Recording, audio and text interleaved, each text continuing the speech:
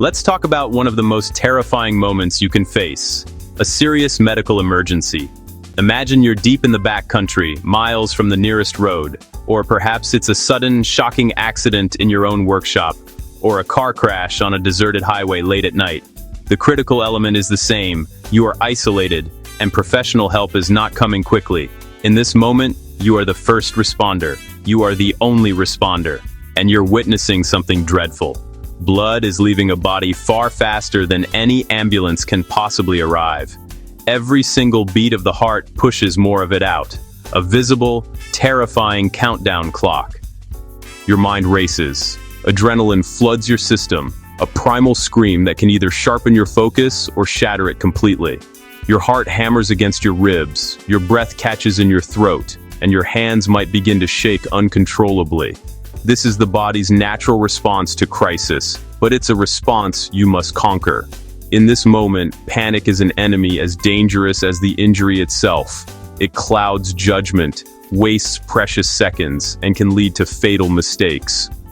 You scramble for your supplies, and your standard first aid kit, the one you so dutifully packed, suddenly looks like a child's toy. Its collection of colorful band-aids, tiny antiseptic wipes, and perhaps a small roll of gauze seems utterly pathetic. A cruel joke in the face of catastrophic bleeding. This kit was designed for scraped knees and minor cuts, not for a life-threatening trauma. The realization dawns with cold certainty. You are fundamentally unprepared. What do? The scene is chaos. The person is in pain, maybe screaming, maybe falling silent. Your own mind is a whirlwind of conflicting thoughts.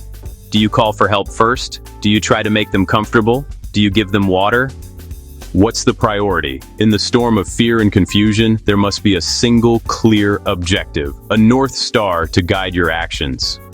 To answer that, we need to take a grim but educational trip back in time. We're not going to a modern, sterile hospital, but to the mud, blood, and chaos of the battlefields of the early 19th century. To the Napoleonic Wars.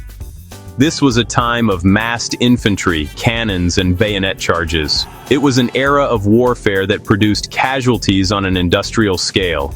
Soldiers faced devastating injuries from round shot that could tear off limbs, from musket balls that shattered bone, and from the cold steel of sabers and bayonets. The injuries were horrific, and the medical knowledge was, by our standards, primitive. The field surgeons of this era were working in conditions we can barely imagine. They didn't understand germs. The concept of bacteriology was decades away. Surgeons would move from one patient to the next, wiping bloody hands and instruments on an equally bloody apron, unknowingly spreading deadly infections. Anesthesia was a swig of whiskey, or if you were lucky, a dose of laudanum. More often, it was nothing more than a leather strap to bite down on while assistants held you to the table. The speed of the surgeon was the only mercy. But they were brilliant observers, and they discovered through sheer brutal volume of casualties the absolute #1 secret to saving a life in a trauma situation. They saw thousands of men with similar wounds. Some lived, many died, and they started to see a pattern. They learned that before the threat of infection, before the agony of pain, before anything else, there was one single overriding factor that determined survival. And that secret, forged in the crucible of war and passed down through generations of combat medics, is what I call the hierarchy of survival. It's a simple, ordered list of priorities that cuts through the panic and tells you exactly what to do first, second, and third. It is the foundational principle of all modern trauma care, and it's what will save a life when seconds count. Imagine the sheer, unmitigated chaos of a Napoleonic battlefield. The air is thick with gunpowder and the screams of men, a landscape littered with the casualties of war. Before the innovations of one visionary surgeon, a wounded soldier's fate was often sealed the moment he fell. He would lie on the field for hours, sometimes days, waiting for the battle to end before any medical attention could be rendered. Most would never make it, but amidst this brutal reality, a French surgeon named Dominique Jean Larrey, chief surgeon of Napoleon's Grande Armée, conceived of a revolutionary system. He pioneered the concept of the ambulances volantes, or flying ambulances, horse-drawn wagons designed to get the wounded off the field with unprecedented speed, even while the battle still raged. This was more than just a transport system, it was a radical shift in military medical philosophy. For the first time, medical care was being brought to the front lines, defying the long-held tradition of waiting for the fighting to cease. Larry's system was designed to retrieve soldiers and bring them to a central point for treatment, creating a new, unforeseen challenge. As the wounded poured in, a bottleneck formed. The very success of the flying ambulances created an overwhelming situation. Larry and his colleagues quickly realized they had to make brutal, split-second decisions in a high-stakes environment where every second counted. The sheer volume of casualties was staggering, and resources were finite. They were faced with a terrible, fundamental question, one that would echo through the halls of medicine for centuries to come. Who do we treat first? The guy with a broken arm? His pain is immense, his injury visually shocking. He is conscious and screaming, demanding attention. But is his life in immediate peril? What about the one who's unconscious? He is silent, still. Is he suffering from a severe head wound, or is he in shock from internal injuries that aren't visible? His silence is unnerving, a quiet alarm bell that is difficult to interpret amidst the noise. Or do you turn to the one screaming with a gushing wound? The one whose life is visibly and rapidly pumping out onto the mud, the blood a shocking, vibrant red, pulsing in time with his fading heartbeat. Faced with this grim calculus, Larry and his team didn't prioritize based on rank or the severity of pain. They developed a triage system based on a single critical factor, urgency. And at the very top of the list, the absolute non-negotiable priority was the one who was bleeding out. They would bypass a general with a broken bone to save a private with a severed artery. Because they learned a fundamental truth of human physiology on those bloody fields. A patient can't breathe if they have no blood to carry oxygen. The lungs can draw in air, but without the river of life to transport it, the body's vital organs, the brain, the heart, the kidneys, will starve and shut down within minutes. A patient can't fight an infection if they're already dead from blood loss. All other medical concerns, broken bones, concussions, even the risk of gangrene become irrelevant if the patient exsanguinates on the operating table. Everything, and I mean everything, starts with stopping the bleed. This became the first commandment of emergency medicine. Before you assess breathing, before you check for a pulse, before you do anything else, you must control massive hemorrhage.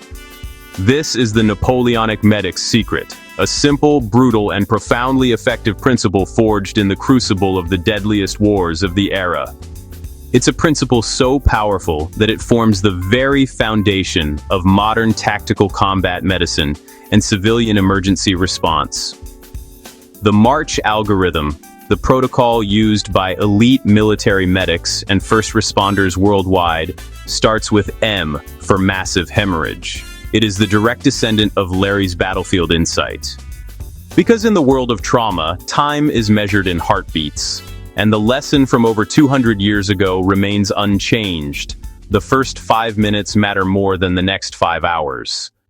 So, let's get practical. The lessons learned on the blood-soaked battlefields of the past are not just historical footnotes. They are the very foundation of modern trauma care. The core principles of stopping catastrophic bleeding haven't changed, even if our environment has. Instead of cannonballs and bayonets, we face car accidents, industrial mishaps, and everyday emergencies. So how do we apply this 200-year-old lesson in our world right now? It begins with knowledge. In a high-stress situation, you won't have time to consult a manual. Your actions must be instinctual, based on a clear and immediate understanding of the threat. To act effectively, we need to understand the 3 types of bleeding, and more importantly, recognize the one that will kill someone in minutes. This is the critical first step in the chain of survival. Misidentifying the bleed can waste precious seconds, and seconds are all you might have. First, you have capillary bleeding, which is your typical scrape or shallow cut. This involves the smallest blood vessels, the capillaries, which form a vast network just beneath the surface of your skin.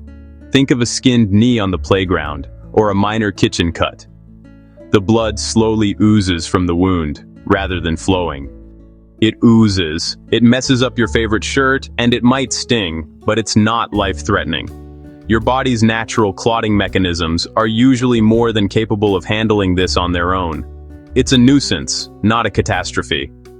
Then you have venous bleeding. This comes from the veins, the vessels responsible for carrying deoxygenated blood back to the heart. Because this blood has already delivered its oxygen to the body's tissues, it has a characteristic darker, almost maroon-red color. The flow is steady and consistent, like pouring syrup. It doesn't pulse or spurt because it's under much lower pressure than the arterial system. Make no mistake, this is serious and can be life-threatening if it's from a large vein and is left uncontrolled.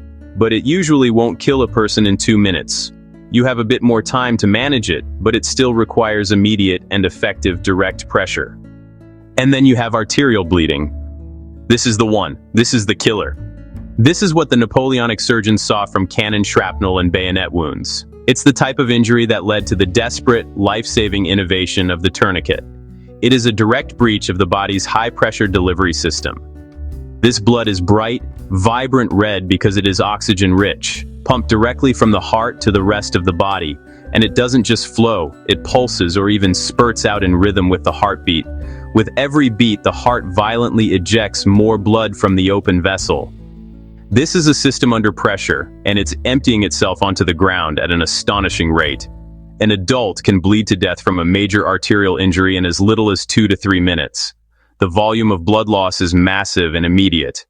This is your number one priority. It overrides every other concern except your own safety. When you see bright red, spurting blood, your internal alarm must go off. This is not a wait-and-see situation. This is a do-something-now-or-they-will-die situation. See it, and you must act immediately. Your brain should recognize it for what it is, the most urgent medical emergency you can face. In the chapters that follow, we will teach you exactly how to stop it.